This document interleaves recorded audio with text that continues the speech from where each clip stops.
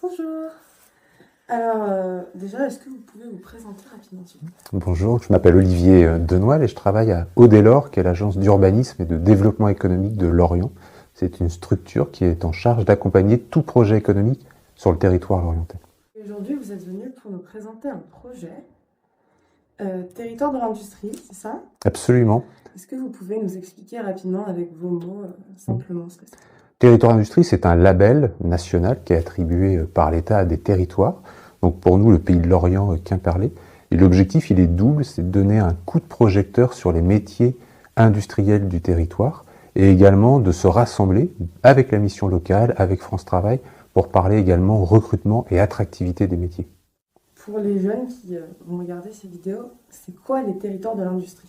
Le territoire d'industrie, c'est un concept. Le plus important, c'est qu'on parle des industriels qu'il y a sur le territoire et qui recrutent notamment des jeunes. Et sur notre territoire, nous avons 3 industries fortes qui structurent le territoire. On a tout ce qui est industrie agroalimentaire. Par exemple, on a Bigard pour la viande, Cité Marine pour les plats préparés autour du poisson à Carvignac. Et puis on a également toute la construction, réparation navale. Donc là, on a Naval Group, qui est le plus gros employeur privé du territoire et industriel, avec 2600 emplois. Et puis on a également d'autres secteurs comme la filière numérique, électronique, qui recrute également beaucoup. Puis on a toute la filière de course au large, matériaux, composites. Donc c'est ce qu'on trouve notamment à Lorient-la-Base pour toute la construction des bateaux de course au large qui font la route du Rhum, qui font le Vendée Globe. Donc l'objectif, c'est de donner un coup de projecteur sur ces industriels-là qui recrutent et qui recrutent notamment des jeunes. Parfois, pour les jeunes, ce genre de métier, je pense notamment à l'agroalimentaire, ça peut être vu comme des métiers un peu ingrats. Qu'est-ce que vous pourriez dire à un jeune qui vous dit bah, moi, j'ai pas envie de travailler à Bigard, c'est trop difficile, c'est l'usine, j'ai pas envie. Je dirais que oui, c'est vrai, il y a des métiers qui sont difficiles, avec des conditions de travail plus difficiles. Quand on travaille dans le domaine maritime, halieutique, ben c'est difficile. Il y a des horaires également qui peuvent être difficiles. Mais il y a aussi plein d'autres métiers dans l'industrie, en fait.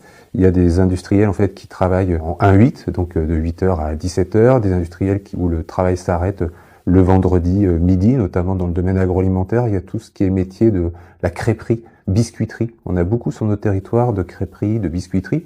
Et là, c'est des conditions beaucoup plus faciles. Et puis l'autre point pour les jeunes, c'est que l'industrie, ça recrute. Là, c'est un premier point.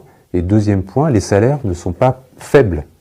Est-ce que si un jeune n'a pas de diplôme ou à peine le bac, il peut être quand même pris dans des métiers autres que l'agroalimentaire, par exemple? Oui, oui, absolument. Il y a beaucoup d'entreprises qui maintenant forment en interne. Et ce qui est demandé, c'est plutôt non pas des compétences techniques, pas uniquement, sauf si on veut devenir chaudronnerie, là, il y a des compétences techniques à avoir. Mais il y a d'autres industriels qui recrutent plus sur une motivation, une envie, un respect aussi des horaires de travail, montrer une vraie motivation. Là, on parlait de tout ce qui est course large, matériaux. Les entreprises, je pense à Grand Large Yachting qui fabrique des gros catamarans qui font le tour du monde en fait. Et là, on demande à être méticuleux, sérieux, capacité de respecter aussi des process de production, de pouvoir lire un plan en 3D notamment. Et ce qui est à retenir, c'est que les industriels aujourd'hui ont bien compris qu'il fallait attirer les jeunes vers leur métier et donc sont en capacité de les accueillir et de les former. Il y a 2 temps de formation, le temps avec mission locale, France Travail, qui vont accompagner vers l'industriel. Et une fois qu'on rentre dans l'industrie, il y a un temps de formation, 1, 2, 3, 4, 6 mois, pour vraiment comprendre le métier et l'environnement du travail. Puis à la fin, il y a un CDD, voire un CDI qui est proposé. Donc c'est forcément mieux, quoi. C'est un contrat gagnant-gagnant. C'est-à-dire qu'en suivant ce type de formation, on a de fortes chances d'avoir un métier après. Oui, absolument. Donc aujourd'hui, les industriels recrutent dans les différents secteurs d'activité que j'ai présentés. Quel que soit le niveau de qualification également, ça qu'il faut retenir. Après, ce qu'il faut pour les jeunes, c'est de voir où se trouve l'industriel, puisque certains industriels se trouvent dans des zones plus isolées, où il n'y a pas forcément de bus, de pistes cyclables. Donc pour un jeune, c'est plutôt voir l'environnement interne du travail, si ça lui convient, de travailler dans la viande ou pas, ou le poisson, ou la course au large. Et puis après, si c'est facilement accessible par rapport à des horaires qui parfois, on commence à 6h du matin ou on termine à 21h. C'est plus l'environnement dont il faut veiller pour un jeune. Il y a des périodes d'essai justement, pour voir si le milieu pour un jeune ça leur convient. Oui, absolument. Alors à la fois avec France Travail Mission Locale, vous avez ce qu'on appelle des immersions qui permettent de comprendre l'environnement. On peut venir faire aussi des stages chez l'industriel pour voir si les métiers, si les collègues conviennent également. Et puis après, c'est surtout la notion de formation en interne qui est importante et de progression en fait chez l'industriel. C'est quand même des métiers manuels le plus souvent, donc il faut être en capacité de répondre à ces demandes-là, d'être agile, d'être sérieux et d'être assez agile de ses 10 doigts en résumé. Est-ce que il y a par exemple une différence de recrutement, c'est-à-dire est-ce qu'on voit que par exemple dans le métier du social, on voit qu'il y a quand même beaucoup plus de femmes qui se dirigent vers ce genre de métier que d'hommes. Dans ce genre de métier, dans les métiers que vous avez cités, il y a quand même beaucoup de métiers qui me font penser que les hommes sont en majorité là-bas. Est-ce qu'il y a quand même un recrutement de femmes qui augmente ou est-ce que... Il y a 2 cas. Sur des métiers très techniques, dans la métallerie, chaudronnerie, on voit que c'est majoritairement des jeunes garçons et donc des hommes qui sont en poste, c'est vrai. Par contre, sur d'autres métiers comme je pense à opérateurs composites. Les opérateurs composites, c'est ceux qui fabriquent les coques de bateaux, notamment le composite, c'est un matériau qui est léger et résistant. Et donc c'est ce qui compose en fait beaucoup de bateaux. Et là, on a beaucoup de femmes. Les métiers industriels sont beaucoup féminisés en fait, même si majoritairement aujourd'hui ça reste encore masculin. Mais ça se diversifie. Vous avez aussi parlé de numérique. Est-ce que vous pouvez un peu plus approfondir cet aspect-là? Ouais.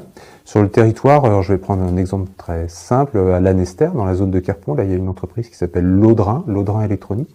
Ils fabriquent des cartes électroniques qu'on retrouve partout dans notre vie au quotidien. Ils travaillent dans le monde entier.